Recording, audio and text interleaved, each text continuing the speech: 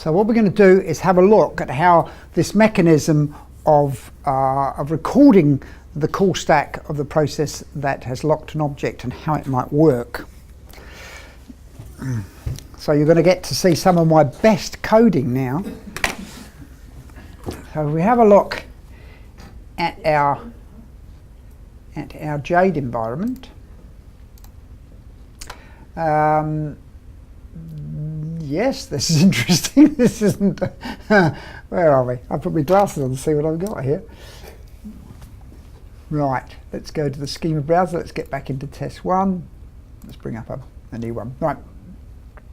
So in here, I've got a couple of forms to play around with. So if we look at this one here, this is our test lock, our first application that's going to lock, or process that's going to lock our object. Now, here, as I load the form, I do two things. One, I say which object, or which classes, which instances of classes am I interested in? And what I've said here is that I'm interested in any C1s and C2s that are locked. Okay, so that's effectively our filter of which ones I'm going to record. And then I've said underneath it, I've said, so I want to now set it as true. So I'm now going to save the lock call stack for every C1 and C2 that is locked until this is turned off. Okay, so you can do this programmatically, and we'll also show you how you can do it by the monitor. But for the moment, we've set that up for this process. So when I run the associated app, which is to lock the object, this is you can see this is designed for an elderly person, so I can operate this quite nicely. So I lock the object, and now that object is now not only locked, but all the information of all the stack of how I got to that lock is recorded. So if I now run the other app, which is going to try and get the same object, if I try and do that, I get a 1027. Now, there's some interesting things about this 1027, because previously there was no debug, and there was none of these two buttons here didn't exist. So you actually couldn't even look at your own call stack for 1027, and generally you didn't. Generally people just didn't really often see unhandled lock exceptions. They always had a lock exception handler, and it was all behind the scenes. But now, if you're in a test environment, you uncomment out, as I've done here, the lock exception handler. You get this up, and you can have a look at both your call stack and the call stack of the process that's got the lock. So let's start with me. This is my call stack here, and it'll say down here, you see, that's where we started from, and that's where we did the exclusive lock, or we tried to do the exclusive lock. And then if we have a look at the other one, this is the process that's got it locked, and you've got it stacked here. I mean, this is a very simple example. Generally, the stack is a lot longer than this and a lot more complex. But here we are. We can now find out who's got it and what they're doing. Show what? Show where you took the look at. Oh yes, okay. Okay, all right. Thank you. So here we go. That's me. We're doing a lock of C1. All pretty simple stuff. Okay. This is see which process has got it. Yes. So yes. Well, it starts with the object, right? So what it's saying is, I'm trying to lock this particular instance of C1. Associated with that instance of C1 is this call stack, and that's how I get back to it. So it's via the object that I'm getting to it. The question is whose call stack is that? How do you know what process does that belong to? Oh. Yes, all we know at this stage is that this is the process that has got the lock. Where though? Where does it tell you that's the process? Oh, sorry. Well, if we go back Tell us who. down here. That tells me how, but not who. Oh no. But if we go into, we'll show you going into monitor, and you can see which user it is. So it says it up there. Sorry. Oh, okay. JM. Yes, fair enough. And the unhindered section down. No, close that window. Yeah. And it says it right there. Locked by. Oh yes. Yes. Sorry. Silly me. Okay. So most often you're not going to view the unhandled lock exception. You're actually going to. If we go in here and you'll see. The call stack of the locker, is it for all kind of locks or just exclusives? All kinds of locks. Yeah, not just. I just happen to be using exclusive lock. And presumably all you get there is a string of the call stack at the point, or can you actually debug it? No, It's not the whole stack, it's just the it's a stack up until the point you took the lock out. It's different methods, it's just But you can't inspect in the same way as you can normally. Can't Sorry. debug the call stack yeah, it's just a textual effectively. because the process has moved on. Yeah, but that's right. Yeah. So you've only preserved the effectively the textual method call stack, nothing else. You can't see the variable values. No, you can't inspect. No, because not your process; it's somebody else's No, process. you've captured the string of the stack. You didn't take it as far as capturing the variables at that time. Oh, Not yet.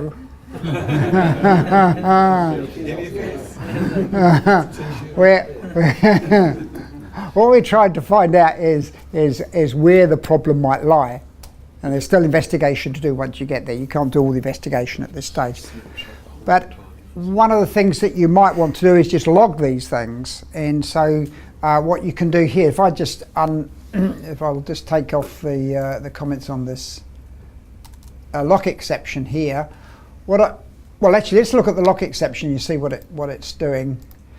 So, in this lock exception here, you'll see. Obviously, I'm only interested in 10.27, so I'm only looking at lock exceptions. And what I'm doing here is this method here. I'm saying get the call stack for this particular lock. I'm passing it the object that I tried to get. And the lock that I tried to get won't do it, and I'm then passing it an array, a process stack array, which they can then fill up with the call stack. So each entry in the call stack, there's a method called descriptor instance, and what I then just do here very simply is go through this and do the display method. But you could write this away to a log. You could do whatever you want to do with this information. So if I now run that again and try the lock, you see I put this out to an output viewer window. You could put it out to any sort of log, and you've got that to start your investigation from. I mean, this isn't the whole investigation. It's just to get to the starting post quicker. So when you registered for the classes that you wanted to capture the call stack, Yes. for, I noticed it was the classes were parameters on the method. Does that mean you're looking at implementing overloaded methods? No. The question was, are we looking at implementing overloading methods? The answer is no. All we're doing there is giving a list of methods. Now that... But you didn't pass an object array of classes, for example. No, we didn't. So you did use an overloaded method, didn't you? We used a structure inside Jade. Param list type. You can. No. Well, all right. So no, in that No. case. But the parallel type it just basically says that there's a multiple number of parameters and we're not defining what they are at the beginning. Is that a good explanation? That's a brilliant explanation. Thank you. Okay, right now. That's what you might do in that situation. The other situation is when something's occurred and you want to know what's happened and you've gone into monitor. Oh, one of the last thing before I go off that though, you know, Kerry was asking about that that method, well not that method, back here when we actually define which classes. This, where have I gone? Speak to me. That's it. This this filter, effectively, you can set up and leave that filter there and then just switch it on and off when you need it. So, sorry. So if there are some particular classes that are causing you concern in your application, you're not sure what's going on with them, you can set the filter up and then you can turn the facility on or off at any stage. What happens if I don't have any classes in my filter? If I don't have any. Oh, sorry, if you don't actually have the filter and you don't press for classes, all classes, that process locks.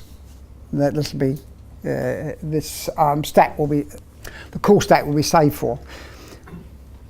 Sorry, I should repeat the question because that probably didn't get it onto the recording. The question was, what if you don't have a filter and you turn it on, you get every lock, the call stack done. Now, there is an overhead for having it on, so for each lock can probably take around about twice as long as it would normally take. So this is an investigative thing rather than a permanent thing.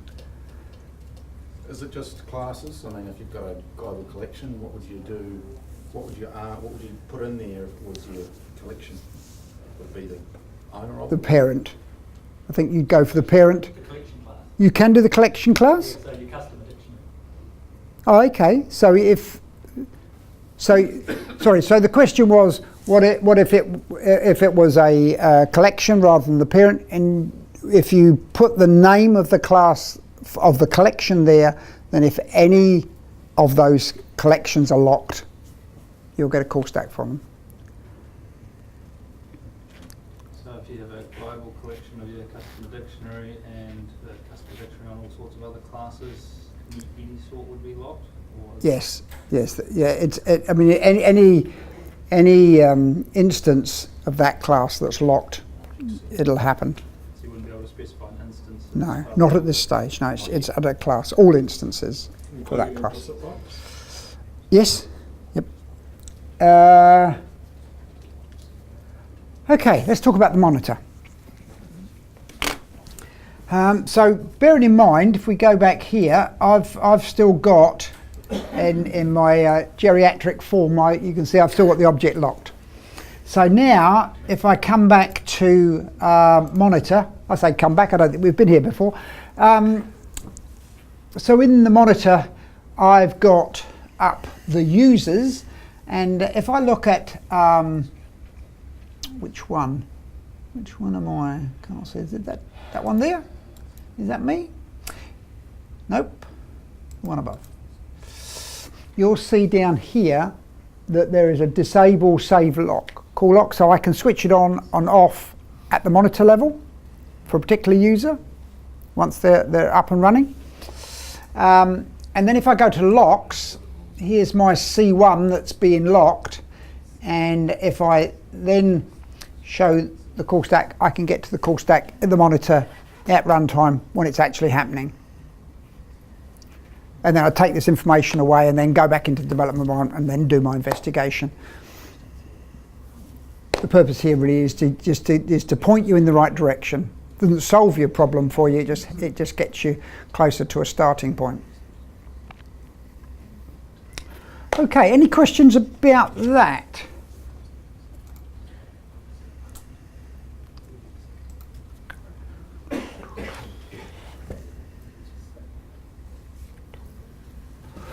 Okay. Just to make the .NET world a little easier to us to use, we now have, when you're importing a .NET assembly, we have bulk selection and deselection just to make that process a little faster.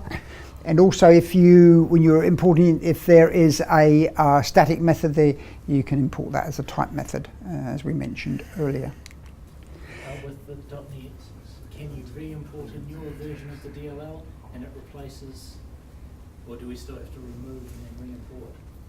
Just ask the question again. The question was, if you're importing a new version, do you have to remove the old version first? And I believe, if anybody's going to correct me, that you still do. Still have to remove the old one. Safer too. Yes. I'd like to repeat. Yeah. Bob made the comment that it is safer to remove the old one first. Yeah, but you can't use any references or so on to one of the classes in the .NET object.